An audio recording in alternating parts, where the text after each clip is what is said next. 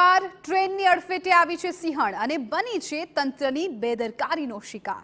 જી હા, ઘટના અમરેલી જિલ્લાની છે, જ્યાં સાવરકુંડલા રાજુલા રેલવે ટ્રેક પર સિંહણને અકસ્માત નડ્યો।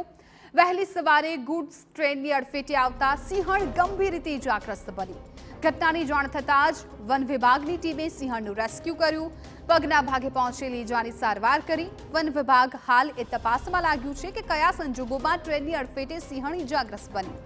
એટલું જ નહીં, ગુડ્સ ટ્રેનની સ્પીડ અંગે પણ તપાસ માટે વન વિભાગે ચક્રો ગતિમાન કર્યા। ત્યારે સિંહ પ્રેમીઓએ માંગ કરી છે કે તંત્ર રેલવેની સ્પીડ પર ધ્યાન આપે અને સાથે જ ટ્રેકની આસપાસની ફેન્સિંગને પણ લંબાવે।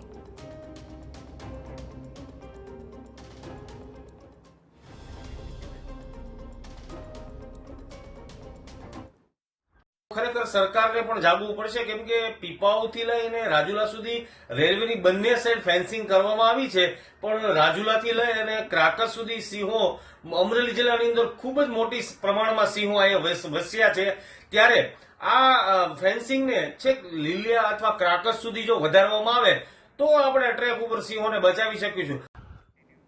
વન વિભાગે સમગ્ર ઘટનાની ગંભીરતાથી નોંધ લીધી। રેલવે વિભાગ સાથે સંકલન કરીને ક્યાં ખામી રહી ગઈ છે તે દિશામાં તજવીજ હાથ ધરી હોવાનું અધિકારીઓએ જણાવ્યું।